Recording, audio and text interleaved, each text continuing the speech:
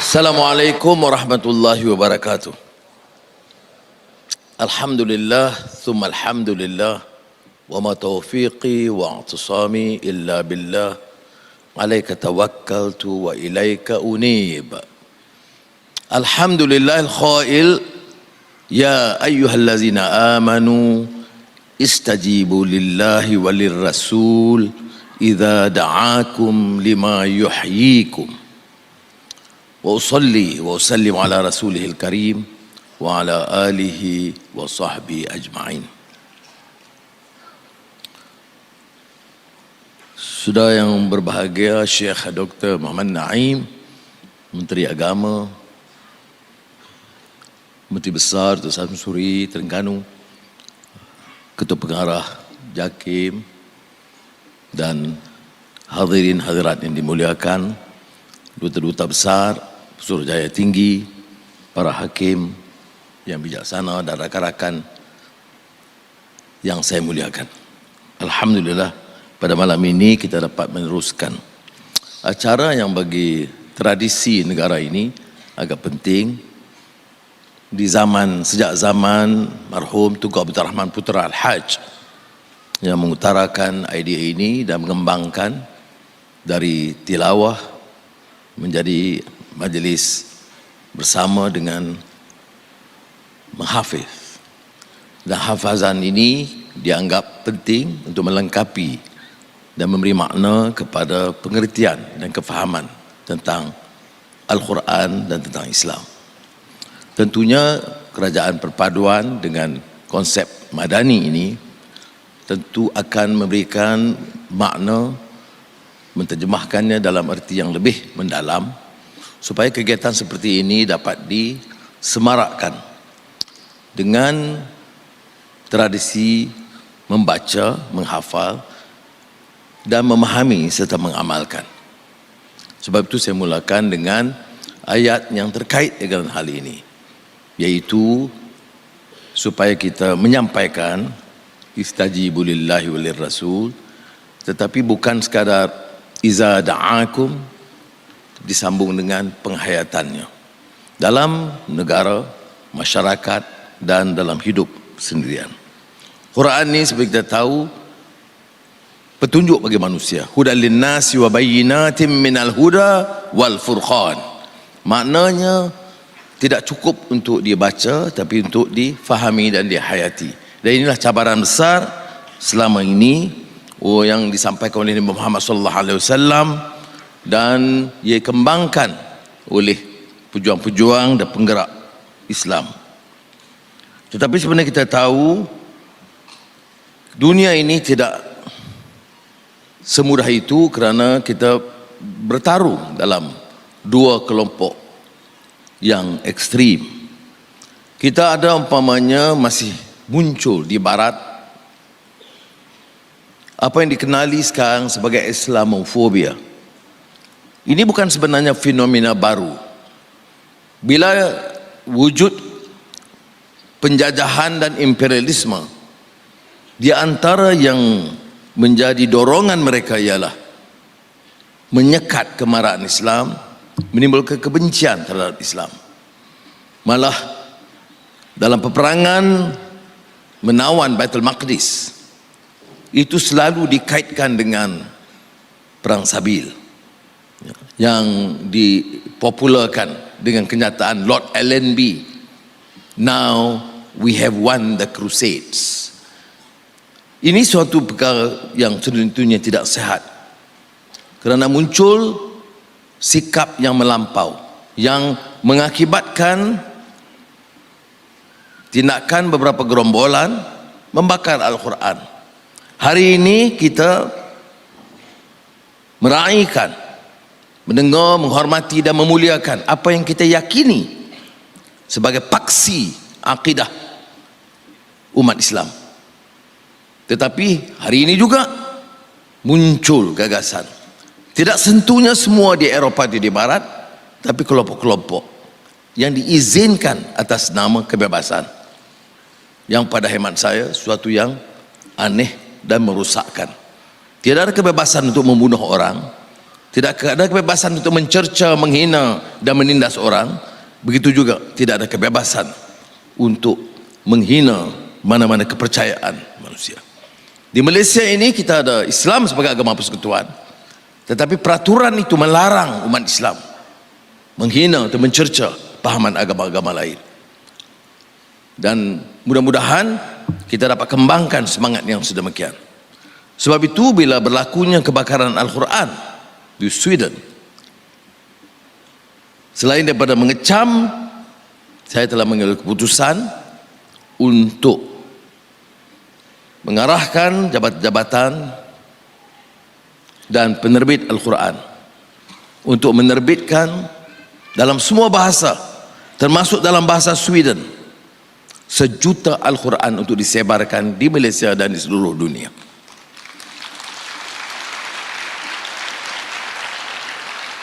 15,000 naskah Al-Quran telah dihantar di Sweden untuk disebar ke universiti dan pusat-pusat pengajian supaya mereka dapat menilai dan membaca. Dan bagi saya dan bagi kerajaan, langkah ini lebih munasabah untuk memberikan kefahaman kepada mereka. Dan bulan depan di New York, insya-Allah, bersama Presiden Turki Recep Tayyip Erdogan, kita akan membicarakan soal langkah-langkah susulan menghadapi Islamofobia. Berikutnya, kita dapat kerjasama yang baik dari Rabitah Al-Alam Al-Islami yang berpengkalan di Al-Makkah Mukarramah untuk mewujudkan, menganjur bersama Jabatan Perdana Menteri dan JAKIM persidangan Islam untuk membicarakan hal-hal pertemuan ini supaya umat Islam itu tidak hanya menyangkal serangan tetapi mempersiapkan dengan ilmu, kecerdasan dan kefahaman. Saya sebut tadi pembenturan idea, juxtaposition of ideas between the extreme anti-Islamic forces known as Islamophobia these days and the notorious reaction resulting to very extreme and fanatical methods in the name of defense of Islam, but in a way has brought down the name and honor to Islam because of the tendency to resort to terrorist acts. Jadi dalam pertemuan dua ini bukan atas kefahaman. Di sini banyak saya ungkapkan pandangan yang pernah diutarakan oleh pemikir Palestin Edward Said yang menyatakan yang menentang Islam itu, Islamofobia, itu sebenarnya jahil dan dangkal terhadap Islam. Memahami Islam dari kelompok pemikiran Barat, penjajahan yang menentang, yang tidak senang dengan yang lain daripada kefahaman mereka. Dan yang mengambil sikap yang melampau ini juga, kefahaman mereka tidak mendalam. Sebab itu memilih cara-cara dan kaedah yang membawa kepada aliran ghulu, melampau dan pembunuhan seperti yang berlaku di beberapa negara yang disebut keganasan dan teror. Edward Said merumuskan ini sebagai not a clash of ideas, not a clash of alternative solutions, but a clash of ignorance. Pembenturan ini sebenarnya kerana kedangkalan. Sebab itu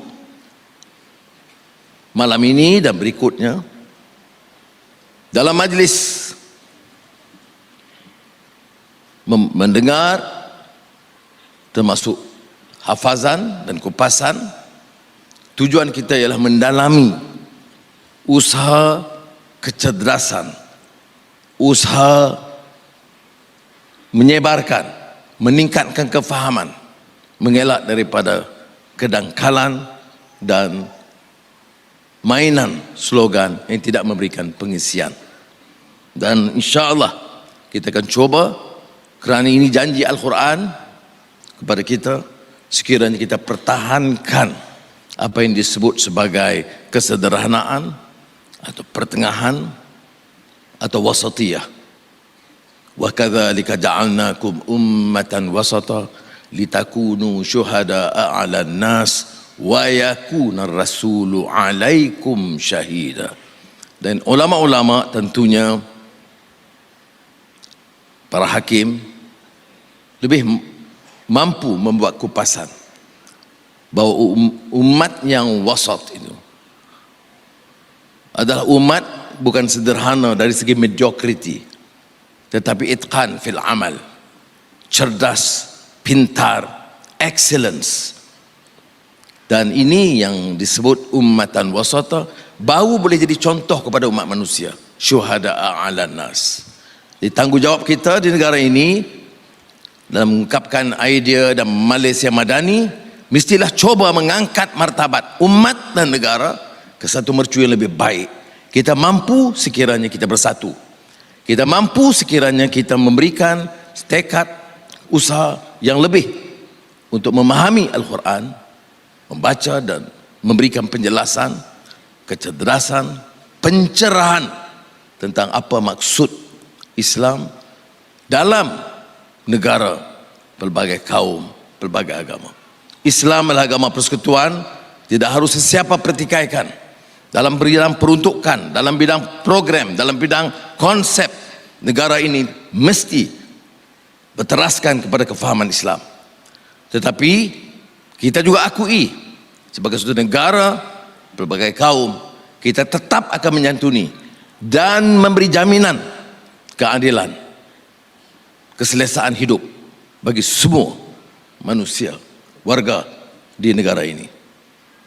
I have reassured and continues to reiterate here in this country that whilst Islam is the religion of the Federation, and we make no apologies, that will continue to defend the faith, will continue to uphold the sanctity of the religion, and will continue to promote Islam and provide enough allocation and support for training, for understanding of Islam and implementing Islamic programs and Islamic reform. But at the same time, we make no apologies that this country, in the name of Ummat, that it's Ummatan Wasata, will protect the right of every single citizen, including the non-Muslims, Christians, Hindus or Buddhists in this country. And we make no apologies, I reiterate, that in order to secure peace in this country, we must foster this understanding that I believe is very much consistent to the faith. Jadi dengan semangat ini saya sekali lagi mengucapkan ribuan terima kasih kepada JAKIM khususnya dan Jawatankuasa Penganjur dan para hakim peserta dari luar negara yang kita lihat luar biasa sambutannya. Saya ucap tahniah, dan rakan-rakan umat Islam khususnya yang menyantuni dan menghadir dan menjayakan program ini. Dengan lafaz Bismillahirrahmanirrahim, saya merasmikan majlis tilawah dan hafazan Al-Quran peringkat antarabangsa.